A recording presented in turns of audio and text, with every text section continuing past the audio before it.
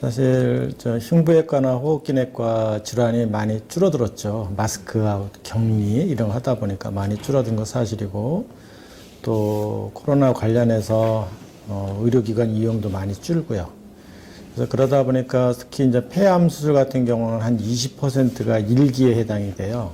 그래서 이제 조기에 스크리닝해서 하는데, 환자분들이 그런 그 조기암 환자분들 발굴이 조금 늦어지는 게 또 사실입니다. 병원에 따라서는 10 내지 20% 정도 감소되는데, 아마도 그런 일기 환자들이 좀 줄거나 또는 검사를 해서 진단할 수 있는 환자들이 좀 줄어들지 않을까, 그런 염려가 드는 건 사실입니다.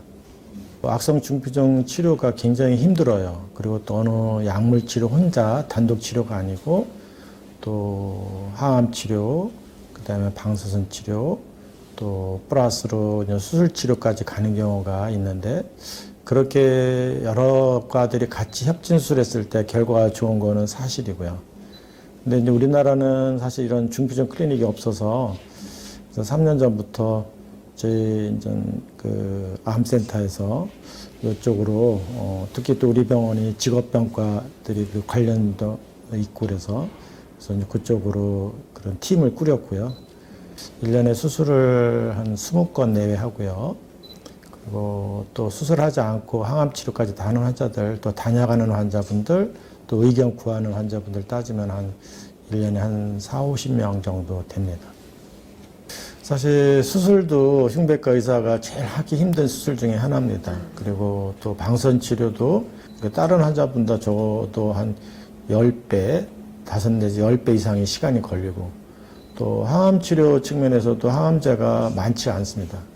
또 희귀암이다 보니까 다른 병원에서 그런 경험들이 부족하고, 그러다 보니까 그런 정보를 받을 수 있는 그런 경우도 좀 적고, 그래서 저희들이 이제 그런 팀을 꾸렸고, 실제 운영하다 보니까 사실 어려운 점도 많이 있습니다. 사실 수술실 이용하는 거를 따진다면은 그 시간이면은 다른 폐암 환자 2분, 3분 정도 수술하거든요. 그래서 그런 측면에서도 이제 병원에서 많이 협조해 주시고 그런 면도 있습니다. 두 가지 수술법이 경쟁하는 건 아니고 서로 상호 보완적입니다. 환자 안전, 또 그 종양 그 성적, 그런 거에서 서로 장단점을 이용하는데, 또 그 흉곽경 수술은 환자분이 되게 수술하고 나서 편해하십니다. 그래서 회복도 빠르고 환자 만족도가 좋고 그러는데, 또 개용 수술이 못지않게 또 충분히 결과도 비슷하거나 또 월등하기도 하고, 그래서 그런 상황입니다.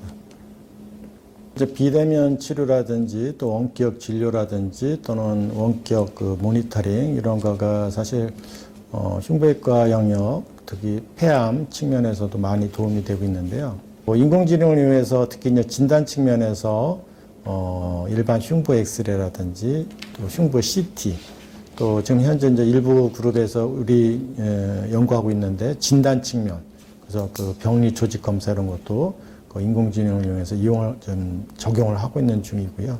특히 인공지능 측면, 또 비대면 측면 이런 것들이 앞으로는 좀 더 많이 적용이 돼야 하는데, 그 배경은 의사들이 편하려고 그런 것보다는 좀 더 어떤 그 의료진에 대한 그 진단 오류, 또 환자 최적화한 치료, 그런 거를 계획하는데 더 좋을 거로 생각이 됩니다. 현재 우리 병원에서는 코로나 확정되면은 다 트랜스퍼를 하고 있기 때문에 저희 흉부외과에서는 없고, 이제 다른 병원, 다른 과에서 코로나가 의심되는데 결과는 안 나왔고 응급수술해야 하는 경우, 그런 경우는 선택적으로 이루어지고 있습니다. 저희 폐암센터가 다학제 진료가 우리나라 최초입니다. 최초고, 그리고 현재까지 일주일에 2번씩 이루어지고 있는데, 그러다 보니까 물론 케이스로 따지면은 다른 대형병원에 비해서 조금 부족한 면도 있긴 있습니다. 그러나 저희들은 계속 같은 팀이 계속해서 그동안 누적된 팀 정보 이런 거를 공유하고 있습니다. 그래서 많은 정보를 접할 수 있고, 또 다각도로 환자의 치료 접근, 또 환자 중심, 이런 거가 아마 저는 우리 서울성모병원 폐암센터의 제일 강점이 아닐까, 그렇게 생각하고 있습니다. 그래서 특히 이제 그 고위험군들이 있으시고요. 그분들 있고 또 가족력 있으신 분들, 그런 분들은 일단 검사하는 게 제일 중요합니다.